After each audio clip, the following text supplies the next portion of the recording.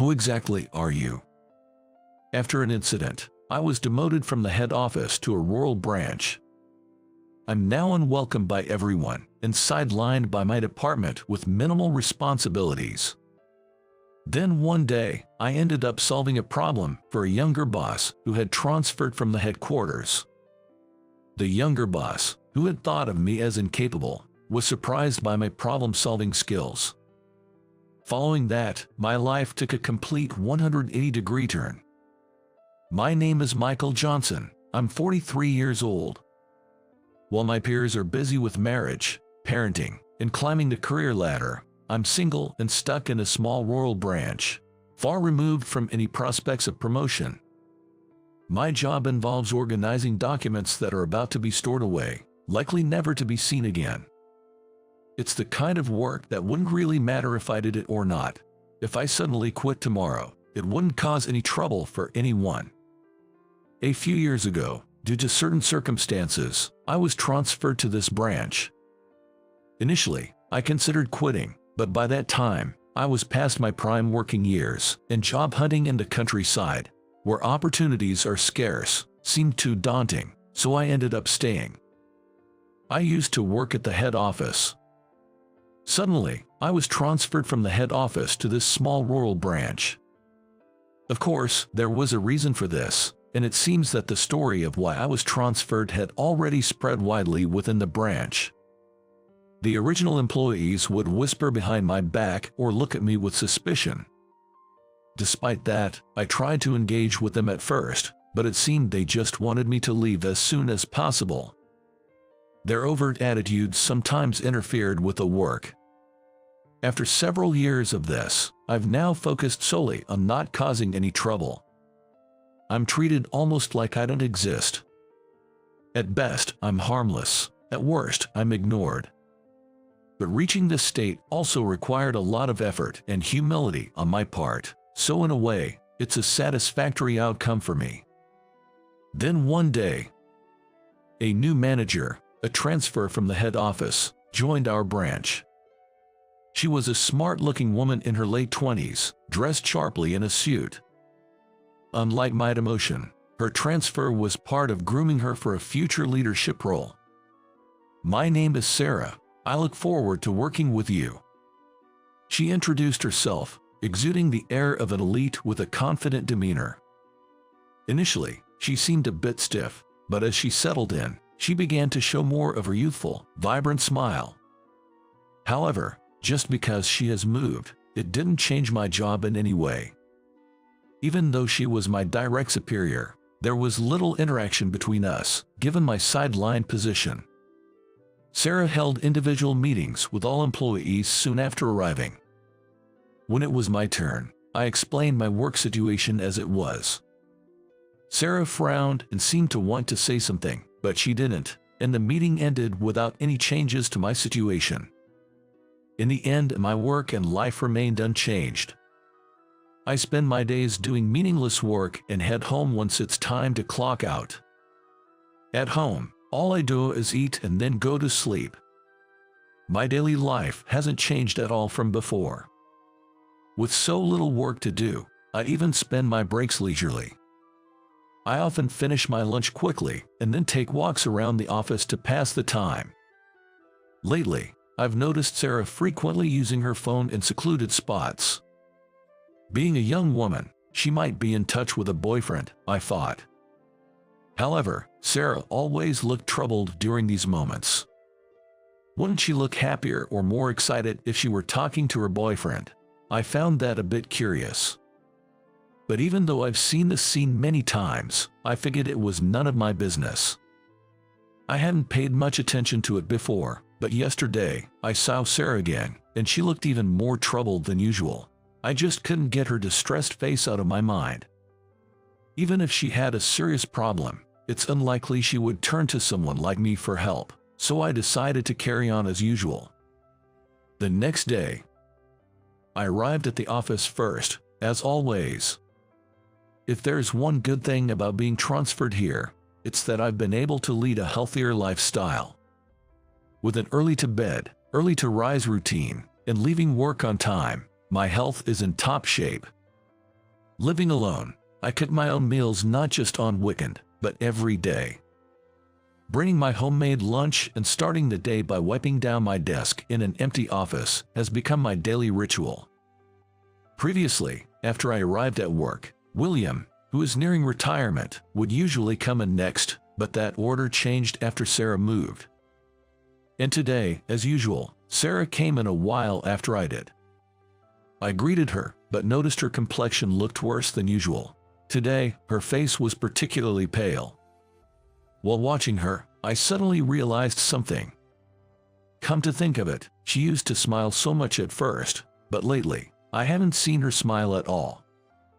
Concerned about her extremely pale complexion, I was about to suggest that she go home, when I heard an "eh" from her desk. At that moment, William arrived, and both he and I turned our gaze towards Sarah. In the direction of our gaze, there was Sarah, pale as a ghost and trembling violently. She was shaking so uncontrollably that the phone she was holding fell to the floor with a dull thud. Seeing Sarah in such a state, I instinctively rushed over to her and asked, "What's wrong? Are you okay?" Then I saw the screen of the droppable phone. It was receiving notifications in real time, and the chat screen was filled with a one-sided barrage of harsh messages, aggressive stickers, and emojis. Seeing that chat screen brought back unpleasant memories for me. But I knew I had to prioritize Sarah right now. I pushed those resurfacing memories aside and asked her gently, "Can I take a look at your phone?" Trembling and tearful with fear, Sarah nodded and handed me her phone despite being in shock. Upon looking at the messages sent to Sarah Gay, I saw an endless stream of texts filled with harsh insults, derogatory remarks, and mocking content, all expressed in the harshest terms imaginable. Towards the end, the messages took a disturbing turn, clearly implying harm, and it felt incredibly dangerous. Although memories from my past threatened to overwhelm me, I made a conscious effort to stay calm and proceeded to ask Sarah a few questions. "Do you know this person?" She shook her head in response to my question. "Any idea who it could be?" As I continued, she bit her lip and answered, "I received comments from this person on a different social media platform. It started off normally but gradually became more extreme. I got scared and blocked them, and then this happened. They've also spread lies about me to my friends and on forums. I'm so scared I can barely sleep." Sarah, seemingly at her limit, buried her exhausted face in her hands. Seeing Sarah like that, I felt a pain in my heart, as if I was looking at my past self. At the same time, I decided I couldn't let her go through what I did and resolved to help her. "Let's fight back," I said. Sarah looked puzzled at my words, but I was confident I could help her. I understood her pain, sadness, fear, anger, and despair better than anyone. As more employees started arriving, they cast curious looks at the unusual pairing of Sarah and me. Despite feeling the weight of their stares, leaving was not an option for me. Even though Sarah seemed confused, I pointed to her personal computer and asked, "Do you have the history saved?" It might have been harsh to press her in her dazed state, but time was of the essence, and we couldn't afford to waste any. Given the situation, I knew we had to methodically address what needed to be done, so I began giving Sarah instructions. Despite being sidelined at the office now, I was once a high-flying executive at the head office, just a step away from the boardroom. Having studied how to lead and motivate subordinates as a manager, I knew how to get Sarah to take action, despite her current state of shock. I instructed her to first file a deletion request with the SNS administrators. We aimed to get the situation to a point where we could identify the perpetrator in accordance with the terms specified in the service agreement. Then, we printed out all the history and posts from the SNS and forums where Sarah had been harassed, and compiled information such as URLs and email addresses. "Let's go to the police together," I suggested. By then, Sarah had calmed down somewhat, and, though she seemed puzzled by my efficiency, she nodded in agreement and followed me to the police station. At the police station, I explained the situation and the measures we had taken, and Sarah presented the evidence to the officers. I emphasized to the police, who didn't seem to grasp the severity of the situation, the rapid escalation of the harassers' messages, their repetitive use of certain phrases, and the extensive collection of Sarah's information, indicating a high likelihood of habitual stalking and a clear threat of physical violence. The officers, struck by the seriousness of our case, even questioned our relationship. Despite the rumors that might arise about a young woman being involved with an older guy like me, I couldn't help but deny it in a panic, which ended up amusing both the police officer and Sarah. Considering the current situation, the culprit hasn't been identified yet. Moreover, the chances of resolution seem slim, given we're dealing with a small, local police station. All we could do was carry out whatever measures were possible at the moment, but I knew the importance of these actions all too well. After leaving the police station, I introduced Sarah to a trustworthy lawyer on our way back to the office. It was a necessary step for officially establishing the case. Sarah seemed puzzled by my extensive involvement. "Who exactly are you, Michael? Why are you going to such lengths for me?" It was a natural question, given our nearly non-existent prior interaction. Though my acquaintance with Sarah was brief, I found nothing dubious about her character, nor did she seem like someone who would create enemies. That's why I felt it would be terribly unfair for her bright future to be ruined by vile individuals. I didn't want her to go through the same experiences I had. But unable to convey this to Sarah, I awkwardly brushed it off. "Nah, just happened to know a thing or two." Eventually, the man behind the harassment and threats towards Sarah was apprehended. He was a complete stranger to her, but apparently, the SNS platform had notified him that they were a good match. Using the information from Sarah's SNS, he began to obsessively project his ideal image onto her. The content he posted on forums, portraying himself as an ex-boyfriend, made me acutely aware of the dangers of sharing personal information online with strangers. After the ordeal with Sarah was resolved, I returned to my routine at the office. However, to my surprise, I wasn't the first to arrive that day. When I got to the office, Sarah was already at her desk, greeting me with a bright smile. "Good morning," she said. Initially surprised, I too returned the greeting with a smile upon seeing her carefree smile, saying, "Good morning." As I was about to sit at my desk, Sarah marched up to me. She said, "Could I have a moment?" while pointing outside. I had thought our paths wouldn't cross again after resolving the issue. I was wondering what was going on, but I followed her lead. We stopped in front of the bulletin board used for company announcements. Sarah, with a childlike excitement, unveiled a notice with a ta-da. I braced myself for potential bad news. Apprehensively, I turned my gaze to the notice board, where a temporary personnel announcement was posted. My name, current position, and a transfer to the head office's new CSIR-T department were detailed in the center. Caught off guard, Sarah explained the new department to me with a face beaming with joy, as if to say the surprise was a huge success. This CSIR-T department, she elaborated, was established as a specialized division within the company, extending beyond mere internal security to focus specifically on issues like information leaks. She then revealed her secret. "Actually, I'm the niece of President Charles. Though I was hired on my own merit, it's undeniable that my situation greatly influenced the establishment of this department." She shared the backstory of the department's inception and chuckled mischievously. Seeing my astonishment, Sarah seemed pleased. She then shared something Mr. Charles had told her. "It's true I asked for your help, but beyond that, Mr. Charles has long wished to bring you back to the head office.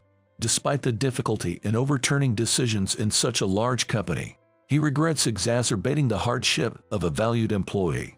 As a family member and someone you've helped, I sincerely apologize. I'm truly sorry." With that, Sarah apologized to me.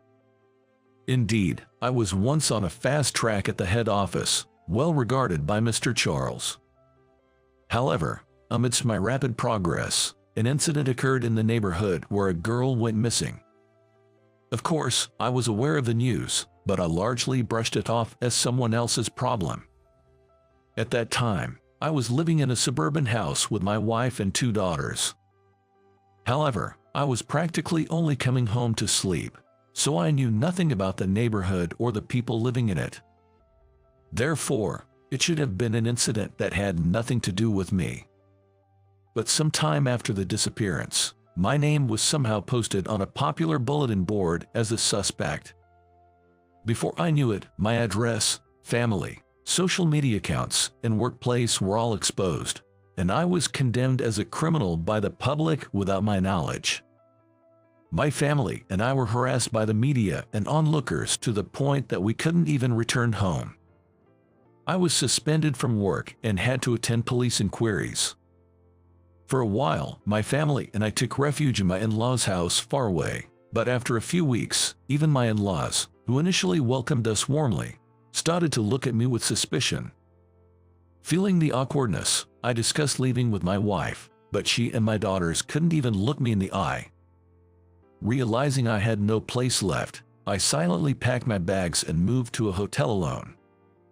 It was then that I truly realized how much I had neglected my family bonds by focusing solely on work, but it was too late. Since then, I've been hiding alone in cheap hotels like a real criminal. I kept wondering how long this life would last, constantly haunted by the worst thoughts. Months later, the girl's case was suddenly resolved. The culprit was a university student from a distant state who had contacted her through a website for runaways. He lured her to his home through clever manipulation on social media and confined her there. Of course, neither the girl or the arrested student had any acquaintance or relation to me. When I saw the news of the case being solved, I broke down and wept on the spot. While I was relieved the case was solved, I couldn't help but wonder what my life had been all about until now. Overwhelmed by various emotions, I cried all day long. And the next day, though still in a daze, I regained my original vitality and decided to take action. I rushed to a law firm offering free consultations and shared my story. The lawyer I met was familiar with my case and became a strong ally, promising to ensure I received justice. From there, everything moved quickly. We rallied public support, pressured the providers and administrators, and quickly obtained information on the malicious party who spread my personal information, filing a lawsuit. The man who ruined my life was arrested easily. I didn't recognize the culprit's name, but when I mentioned it to my wife, who had just returned home, her face went pale. It turns out the man was her high school classmate. They had reconnected at a reunion and had been in touch since, with my wife often sharing her complaints and frustrations about me with him. My wife insisted she hadn't cheated, but at that point, it didn't matter to me anymore. My feelings for her had completely cooled. Of course, it's not entirely her fault. The breakdown of a marriage is often due to both parties. This situation was a result of my neglecting my family. I realized this through the ordeal, and although my wife insisted she wasn't to blame until the end, I didn't blame her. And as for my daughters, who I did love in my own way, they didn't warm up to me much either, having spent so much time with a mother who disliked me, so our parting was over in an instant.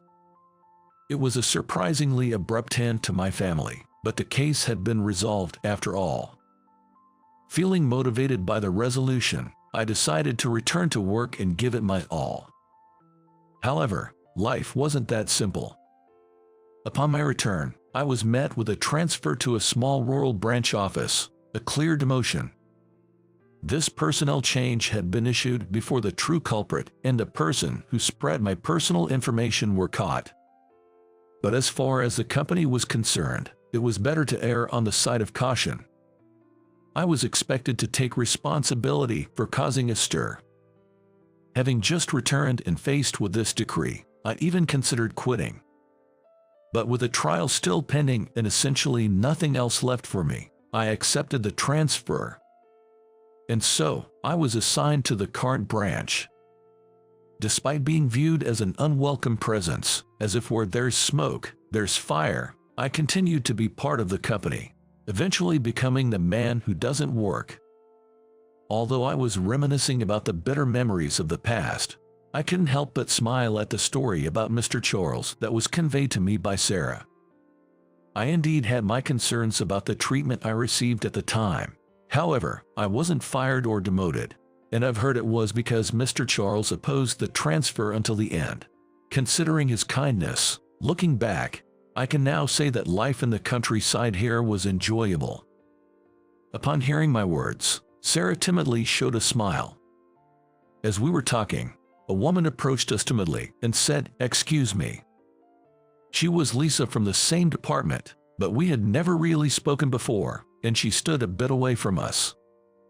Listening to our conversation, Lisa approached us with a tearful face and apologized.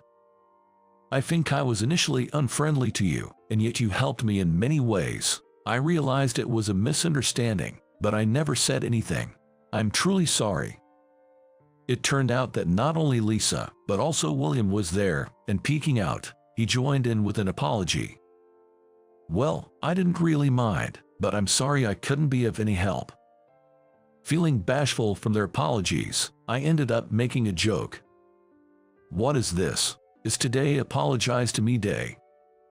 Then, Sarah, with a bright smile, suggested, "Should we make it a day? Let's invite Mr. Charles too."